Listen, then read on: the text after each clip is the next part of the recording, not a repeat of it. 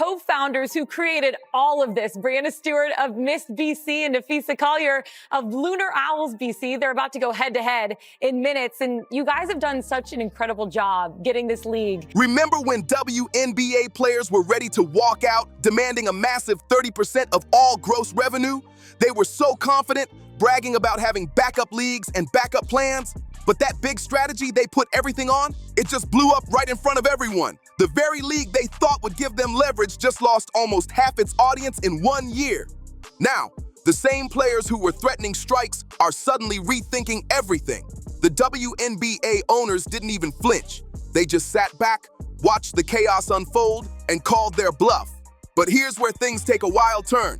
The two stars leading that charge, Brianna Stewart and Nafisa Collier, turns out they're the ones behind the league that's falling apart. It's a full-blown storm of bad calls and overconfidence. In this breakdown, we're diving into how the power dynamic in women's basketball flipped overnight, and why the real problem isn't what most people think it is. This story's packed with twists no one saw coming. Let's get into what just happened to Unrivaled, because these numbers are brutal, and there's no way to spin them. Last year, Unrivaled's opening night pulled around 312,000 viewers across TNT and True TV. For a brand new women's league debuting in the offseason, that was actually impressive. People were hyped. They wanted to see what Stewart and Collier were creating. But fast forward to this year, opening day dropped to an average of just 175,000 viewers. And if that's not bad enough, the games that only aired on True TV tanked completely, averaging a painful 32,000 viewers. That's a major drop from excitement to embarrassment, and it's got everyone talking. Let me put this in perspective. Some YouTube creators are pulling bigger numbers than Unrivaled right now. This isn't just a little dip. It's a straight-up crash that nobody in women's basketball wanted to see. Last season, Unrivaled averaged 221,000 viewers across its regular season on TNT, and the championship game hit a peak of 385,000 viewers. Even that hyped one-on-one showdown between Nafisa Collier and Aaliyah Edwards, it drew a solid 377,000 viewers.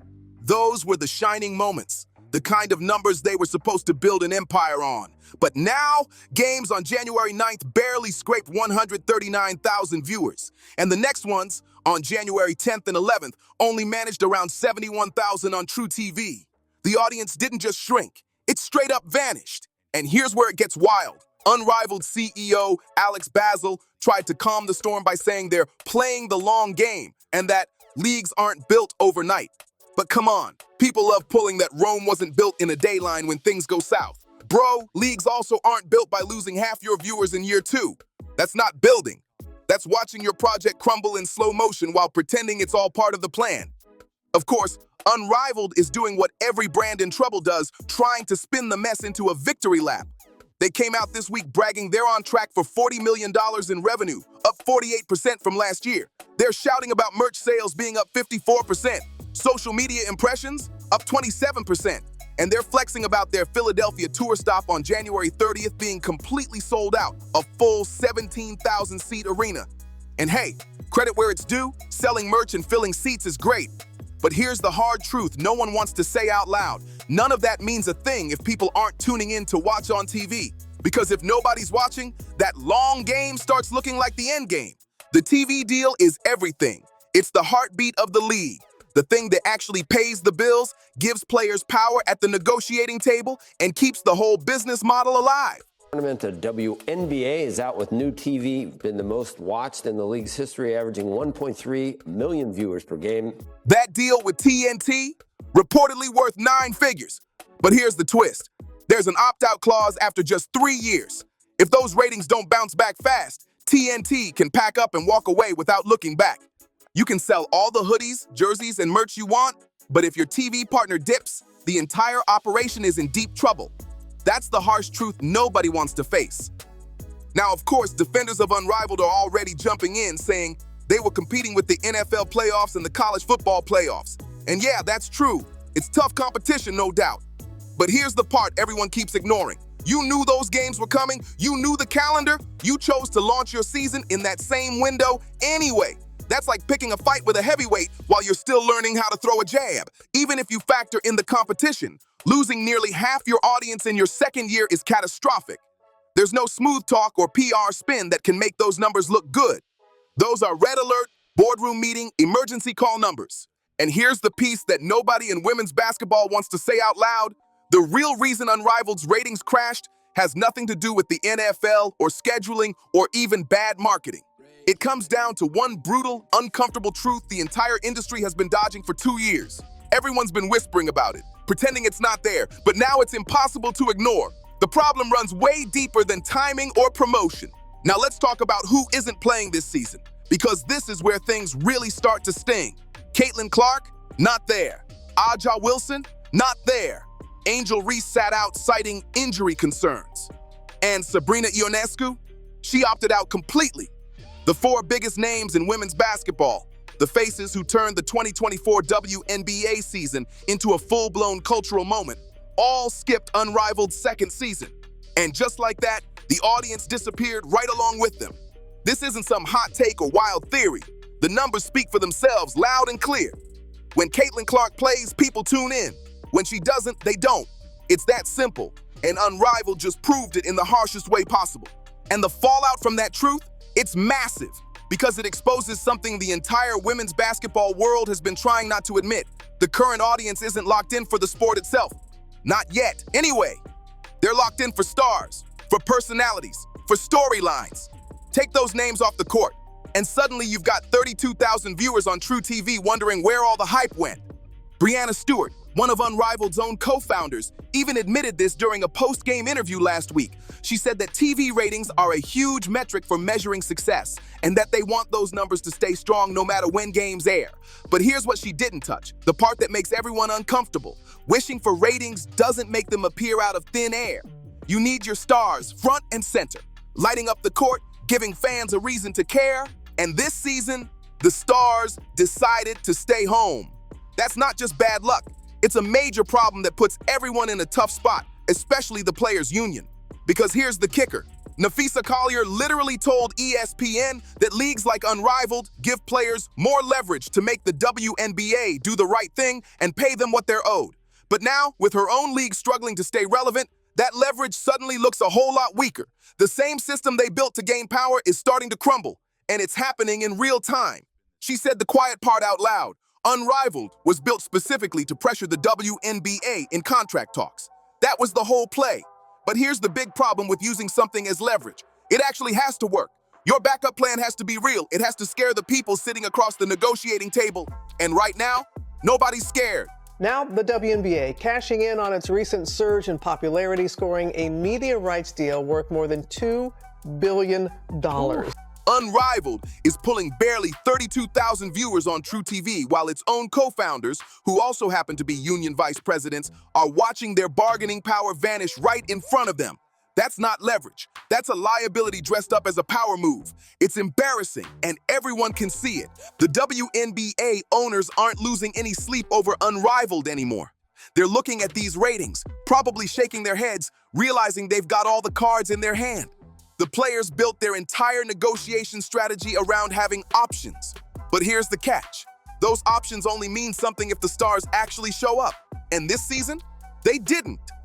Now let's talk about what that means for the CBA standoff, because this just got messy. 6 days ago, the WNBA's CBA deadline came and went. The players refused to extend it. They let it expire because they thought they were holding all the power. They believed they could demand 30% of gross revenue, thinking, if things go south, we've still got Unrivaled to lean on. Except now, Unrivaled just pulled TV numbers that would make a high school basketball game blush. Those 32,000 viewers are nowhere near enough to make the league look like a real alternative. The owners are sitting back, looking at the data, and instead of panicking, they're laughing. Why on earth would they cave to player demands when the player's so-called backup plan is sinking right before their eyes? And then one player even tried to compare the situation to a business negotiation analogy, but the comparison completely missed the point, because this isn't just about business. It's about perception, power, and proof. And right now, the player's proof just went up in smoke. She said, it's like one person wants Applebee's and the other wants Chipotle, and they just can't figure out what to order. But here's what she's missing completely. When you're starving and the other restaurant just shut down, you don't get picky. You take whatever's on the menu. And guess what? The WNBA knows that. The players are just now starting to realize it too. Now let's be clear about something. Because this part matters. WNBA players absolutely deserve more money. They've earned it. The league just wrapped its most successful season ever. Viewership shot up, attendance broke records, and the new TV deal is reportedly worth a staggering $2.2 billion. The players helped build that momentum. They were the faces driving the growth, and they deserve a real share of that success. But here's the cold reality. There's a massive difference between deserving something and having the leverage to demand it. And right now, the players have zero leverage. They tried to play chicken with the league, and the league didn't blink. It just called their bluff in spectacular fashion. So what's actually on the table right now? Let's break it down, because people seem to be losing sight of how big these numbers really are. The WNBA's current offer would raise the maximum salary from $249,000 to over $1.3 million. That's more than 5 times the current top pay. The average salary would jump from $120,000 to over $530,000. And the minimum salary? That would skyrocket from $67,000 to around $250,000. Now take a second to think about that. $250,000 minimum pay for a season that lasts about 4 months. That's not pocket change. That's incredible money by any reasonable standard. And this isn't some small gesture. That would be the biggest pay raise in the history of women's sports.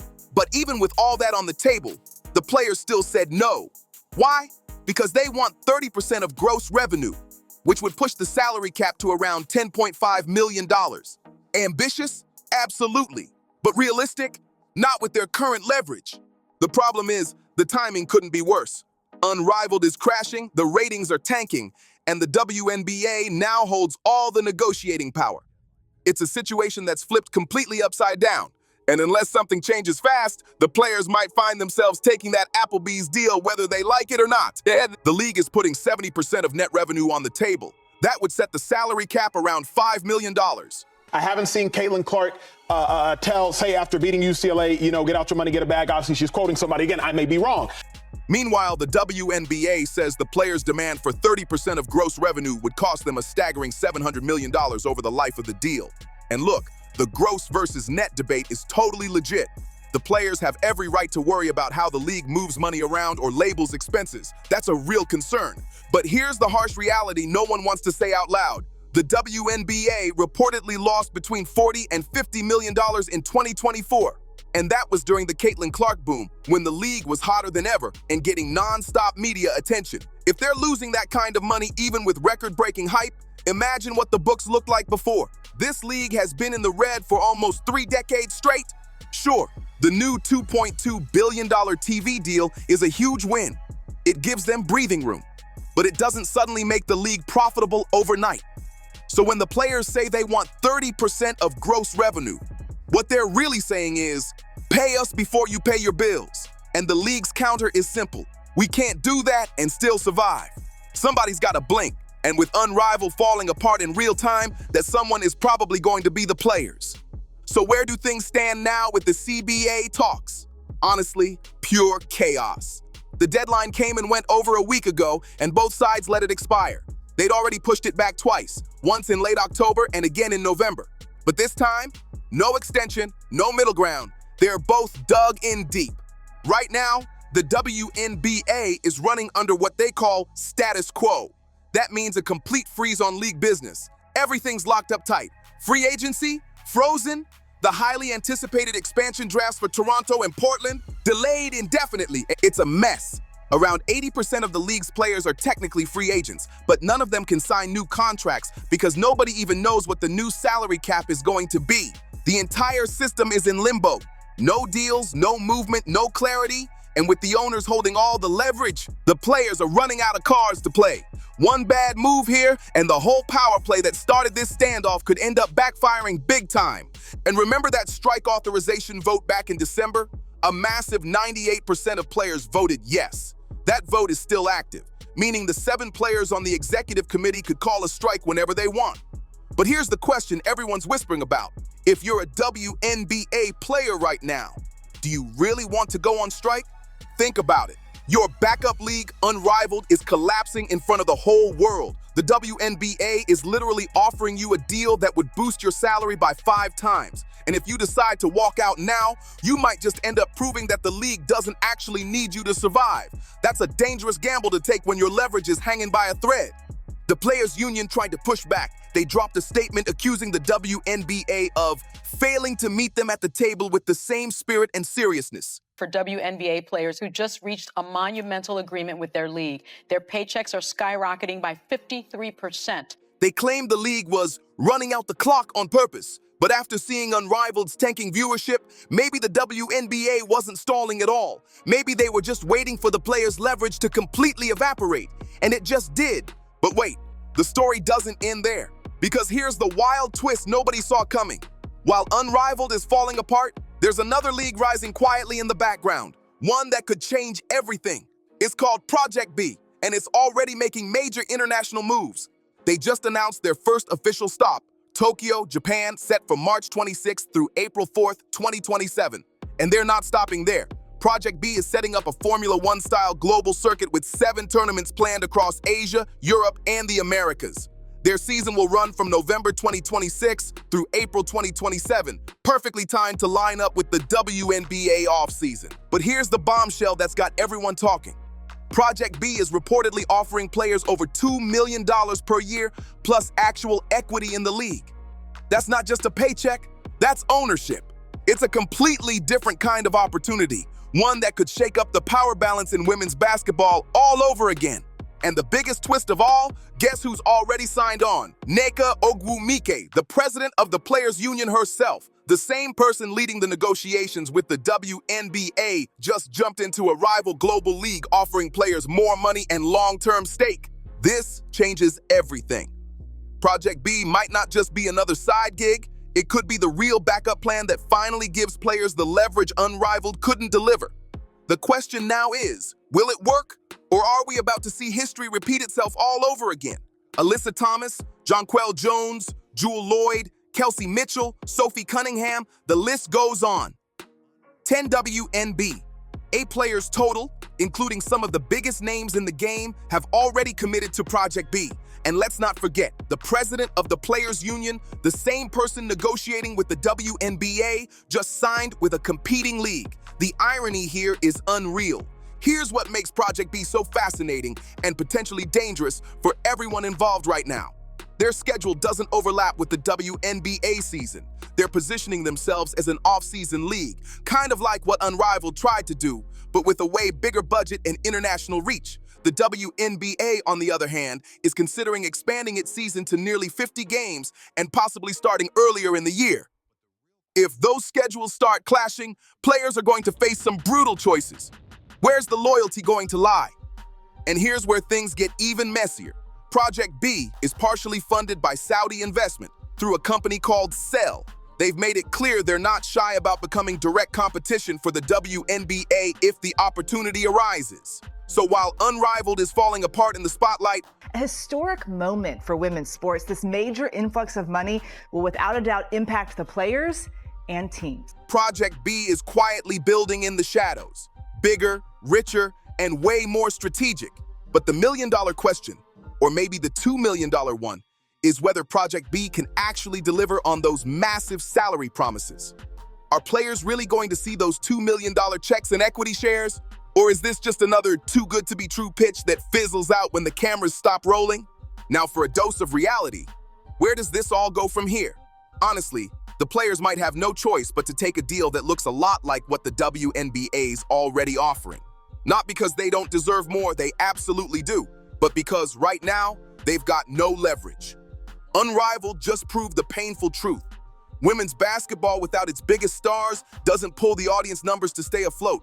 And Project B, it's still a year away, untested, and funded by backers that make a lot of people uneasy. That uncertainty alone could scare off sponsors and networks before the first game even tips off. So, like it or not, the WNBA, flawed, frustrating, and under constant scrutiny, is still the only truly stable option on the table. It's been here for 30 years, through ups, downs, and controversies, and it's still standing. The players know it, the league knows it, and the world's watching closely to see what happens next, because the future of women's basketball just hit its most dramatic turning point yet. The WNBA isn't disappearing. It's backed by the NBA, fully subsidized and built to last.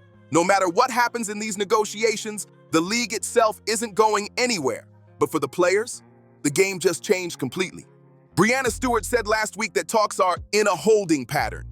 Nafisa Collier added that nothing has changed at the league level. But let's be honest, something has changed, and everyone saw it happen in real time. Their leverage just vanished. Broadcast for the world to see. The power they thought they had, gone. The smart move right now is crystal clear, even if it stings. Take the deal. Take the 5-fold salary boost. Take the $1 million+ max contracts. Secure the bag, and then build from there. Prove you can grow the league even more, then come back to the next CBA with real leverage. Leverage built on success, not speculation. But the stubborn move, that's just as clear. Keep holding out for that 30% of gross revenue, maybe even call a strike, and risk everything. Because while you're fighting, the league could easily replace striking players with hungry rookies thrilled to earn $250,000 minimum. Fans who just started paying attention might drift away, leaving behind all the momentum that took years to build. Look, I've said it before and I'll say it again because it needs repeating. WNBA players deserve more money. The growth has been real, powerful, and undeniable. Caitlin Clark brought in eyes this league has never seen before, and that spotlight lifted everyone. The players are a huge part of this new era, no question. But business doesn't care about what's fair. Business cares about leverage. And right now, the players don't have any. They bet on outside options like unrivaled and lost ground just as negotiations hit their peak. That's not a power position, it's a warning shot. Now, the entire future of women's basketball hangs in the balance. Will the players take the historic offer sitting right in front of them, locking in long-term stability and millionaire-level deals? Or will they gamble it all on an uncertain future that might never pay off? The decisions made right now will echo across the sport for years to come. The power dynamics are shifting fast, and the world is watching to see who blinks first. Because one thing's for sure, this story isn't over, not even close. What happens next could completely reshape women's basketball forever. If you made it this far, you know this story's only getting wilder from here. Drop your thoughts in the comments. Whose side are you on in this showdown? Don't forget to like, share, and hit that subscribe button so you don't miss what happens next.